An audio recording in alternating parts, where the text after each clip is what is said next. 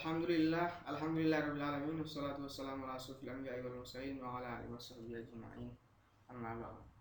Rabbi shrah li sadri wa yassir li amri wa hlul 'uqdatam min lisani yafqahu qawli amma ba'd. Selamat sore teman-teman. Di sini perkenalkan, nama saya Ridwan Harahap dari kelompok 7. Di sini kami untuk mempresentasikan makalah kami yang bertema pendekatan metode evaluasi pendidikan agama Islam.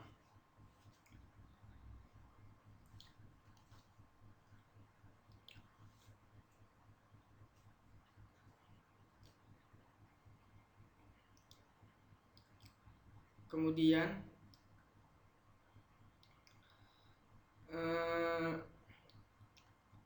pembahasan pertama ialah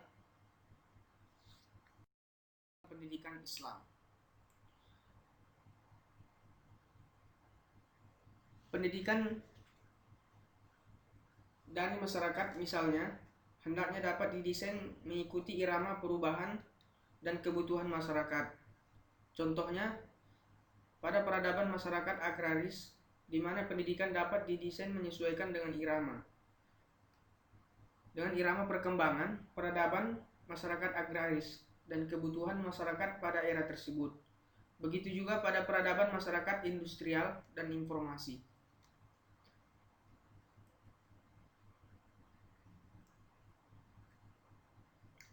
Tujuan pendidikan ialah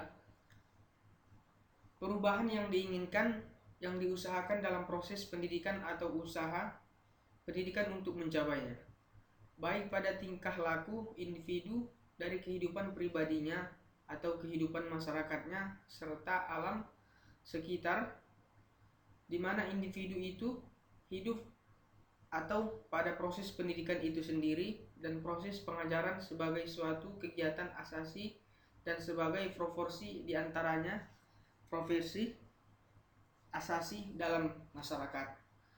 Pendidikan memerlukan strategi, yaitu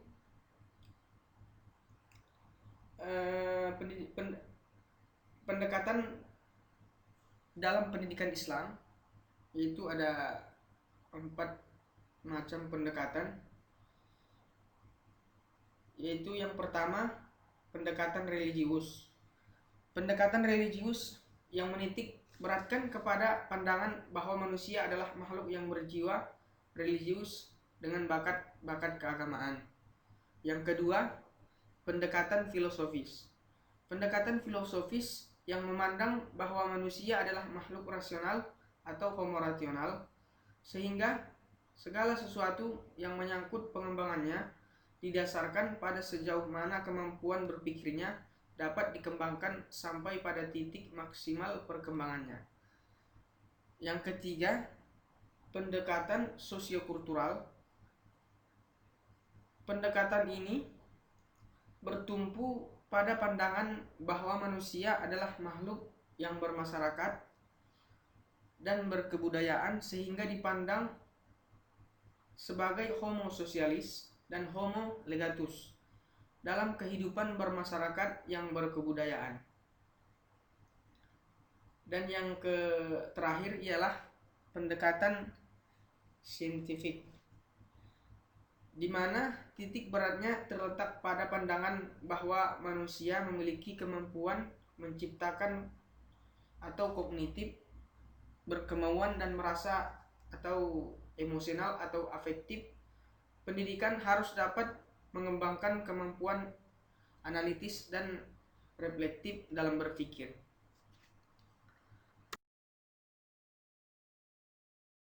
Metode dalam pendidikan Islam. Tugas utama metode pendidikan Islam adalah mengadakan aplikasi prinsip-prinsip psikologis dan pedagogis sebagai kegiatan antar hubungan pendidikan yang terrealisasi melalui penyampaian keterangan dan pengetahuan agar siswa mengetahui, memahami, menghayati, dan meyakini materi yang diberikan. serta meningkatkan keterampilan olah pikir. Dan fungsi metode pendidikan Islam ialah mengarahkan keberhasilan belajar, belajar memberi kemudahan kepada peserta didik untuk belajar berdasarkan minat, serta mendorong usaha kerja, maksudnya mendorong usaha kerjasama dalam kegiatan belajar mengajar antara pendidik dengan peserta didik. Metode dalam pendidikan Islam ada 3 macam. Oke, sebelum masuk ke metode yang 3 jenis yang saya bilang tadi, ada 3 aspek nilai yang tergantung dalam tujuan pendidikan Islam yang hendak direalisasikan melalui metode yang mengandung watak dan relevansi tersebut. Yang pertama yaitu membentuk manusia didik menjadi hamba Allah yang mengabdi kepadanya semata. Yang kedua, bernilai edukatif yang mengacu kepada petunjuk Al-Quran. Dan yang terakhir, berkaitan dengan motivasi dan kedisiplinan sesuai ajaran Al-Quran.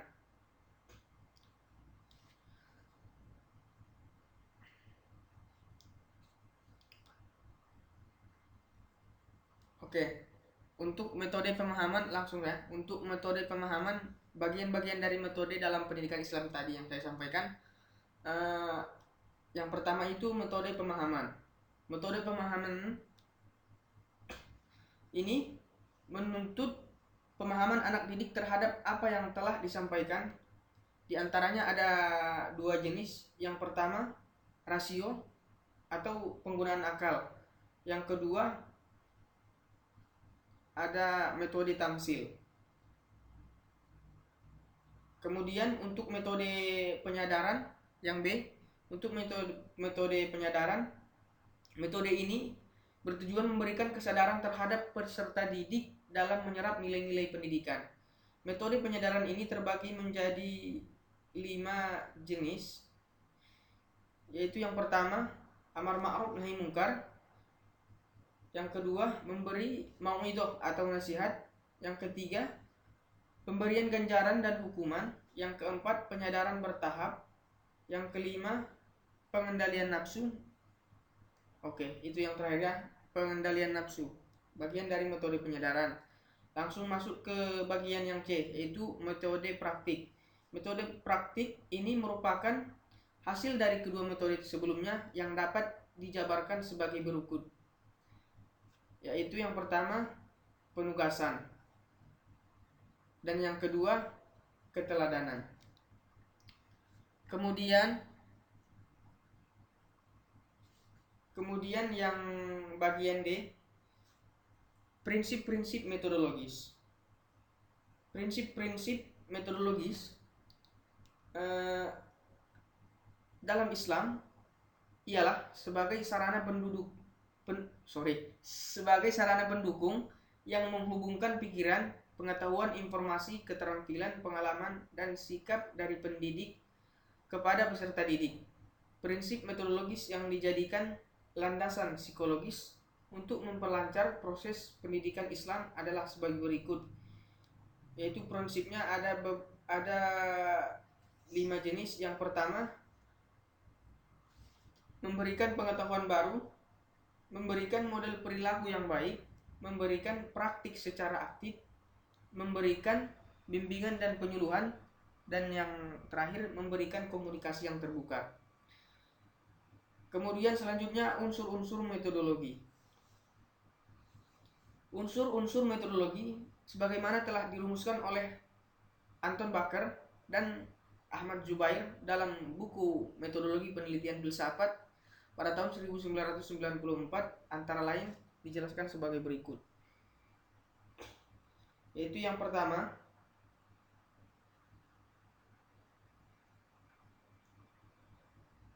unsur-unsur yang pertama ya, sebentar, maaf. Yang pertama, interpretasi. Yang kedua, induksi dan deduksi. Dan yang ketiga, koherensi intern. Keempat, historis. Kelima, kesinambungan historis. Ketujuh, idealisasi. Keenam, idealisasi. Ketujuh, komparasi.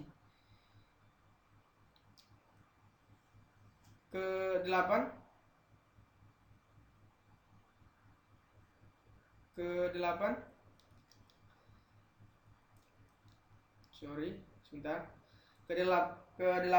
heuristika. Kesembilan, analogikal. Kesepuluh, deskripsi. Selanjutnya, pendidikan Islam. M. Habib Toha mengutarakan bahwa evaluasi merupakan kegiatan yang terencana untuk mengetahui keadaan objek dengan menggunakan instrumen dan hasilnya dibandingkan dengan tolak ukur untuk memperoleh kesimpulan.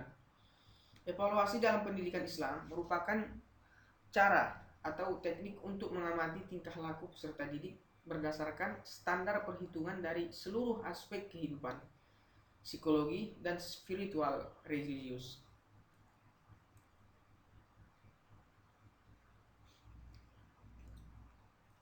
Salah satu komponen yang urgent dalam melihat keberhasilan pendidikan adalah evaluasi konsep evaluasi dalam pendidikan memiliki makna ganda, yaitu yang pertama, evaluasi ditempatkan sebagai salah satu aktivitas epistemologi pendidikan Islam yang berguna untuk mengetahui seberapa banyak hasil yang diperoleh dalam proses pendidikan. Dua,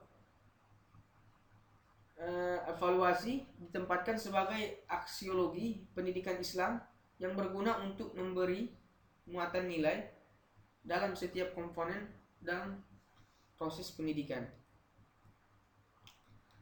Evaluasi dalam pendidikan Islam terbagi ada dua bagian. Yang pertama, objek evaluasi pendidikan Islam. Evaluasi ini tentunya berdasarkan kesadaran internal yang bertujuan untuk meningkatkan kreativitas dan produktivitas atau amal saleh pribadi. Apabila dalam proses evaluasi tersebut ditemukan beberapa keberhasilan itu hendaknya dipertahankan atau ditingkatkan. Akan tetapi, apabila ditemukan beberapa kelemahan dan kegagalan, maka hendaknya hal tersebut segera diperbaiki dengan cara meningkatkan ilmu, iman, dan amal. Aspek-aspek khusus menjadi objek evaluasi pendidikan Islam adalah perkembangan peserta didik. Kaitannya dengan ini, perkembangan peserta didik dapat dilihat dari beberapa sudut. Yang pertama, dilihat dari sudut tujuan umum pendidikan Islam. Tujuan umum pendidikan Islam adalah adanya penyerahan mutlak pada peserta didik kepada Allah Subhanahu wa taala. Evaluasi di sini meliputi A. Perkembangan ibadah peserta didik. B. Perkembangan pelaksanaan menjadi khalifah Allah Subhanahu wa taala di muka bumi. C. Perkembangan keimanan dan ketakwaan Allah Subhanahu wa taala. D. Perkembangan pemenuhan kewajiban hidup beberapa kewajiban yang bersifat duniawi dan ukhrawi. Dan yang kedua, dilihat dari sudut fungsi pendidikan Islam. Fungsi pendidikan Islam adalah pengembangan potensi peserta didik dan mempersiapkan segala kebutuhan masa depan peserta didik. Evaluasi di sini meliputi aspek-aspek. Yang pertama, perkembangan pendayagunaan potensi-potensi peserta didik. Selanjutnya, perkembangan perolehan, pemahaman, dan pelaksanaan nilai-nilai Islam. Dan yang ketiga, perkembangan perolehan kelayakan hidup, baik hidup yang bersifat duniawi maupun ukhrawi. Dan yang ketiga, dilihat dari sudut dimensi kebutuhan hidup dalam pendidikan Islam. Aspek-aspek ini meliputi 1. Perkembangan peserta didik dalam memperoleh dan memenuhi kebutuhan hidupnya. Dan yang kedua, perkembangan, pemberdayaan, dan optimalisasi potensi jasmani, inteligensi, dan emosi agar peserta didik mampu memiliki kepribadian yang mulia. Dan yang B, tujuan dan fungsi evaluasi pendidikan Islam. Tujuan evaluasi pendidikan dapat dikelompokkan dalam 3 klarifikasi. Yang pertama yaitu klarifikasi berdasarkan fungsinya, yaitu untuk memenuhi kebutuhan psikologik, instruksional, dan administrasi. Yang kedua, klarifikasi berdasarkan keputusan pendidikan yang digunakan untuk mengambil keputusan individual maupun keputusan penelitian. Dan klarifikasi yang ketiga yaitu klarifikasi formatif dan sumatif, untuk menyempurnakan perbaikan proses pembelajaran dan untuk mengukur keberhasilan seluruh program belajar mengajar. Dengan demikian, evaluasi bukan sekadar menilai suatu aktivitas secara spontan dan insidental, melainkan merupakan kegiatan untuk menilai sesuatu yang terencana, sistematik, dan berdasarkan tujuan-tujuan yang jelas. Secara umum, ada 4 fungsi evaluasi dalam pendidikan Islam. Yang pertama, dari segi pendidikan. Evaluasi berfungsi untuk membantu seseorang pendidik mengetahui sejauh mana hasil yang dicapai dalam pelaksanaan tugasnya. Selanjutnya, dari segi peserta didik, evaluasi membantu peserta didik untuk dapat mengubah tingkah lakunya secara sadar ke arah yang lebih baik. Dan yang ketiga, dari segi ahli pemikir pendidikan Islam, evaluasi berfungsi untuk membantu para pemikir pendidikan Islam mengetahui kelemahan teori-teori pendidikan Islam dan membantu mereka dalam merumuskan kembali teori-teori pendidikan Islam yang relevan dengan arus dinamika zaman yang senantiasa berubah. Dan yang terakhir ialah dari segi politik, pengambil kebijakan pendidikan Islam, pemerintahan, evaluasi berfungsi untuk membantu mereka dalam membenahi sistem pengawasan dan mempertimbangkan kebijakan yang akan diterapkan dalam sistem pendidikan Islam.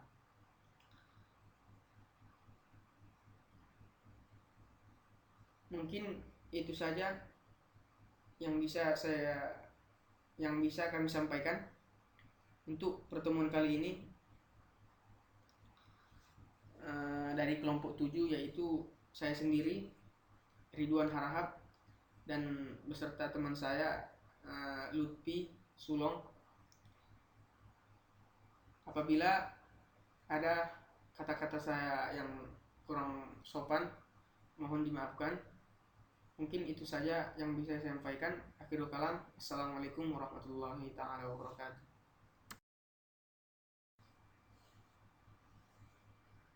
Oke. Aduh, apa ya?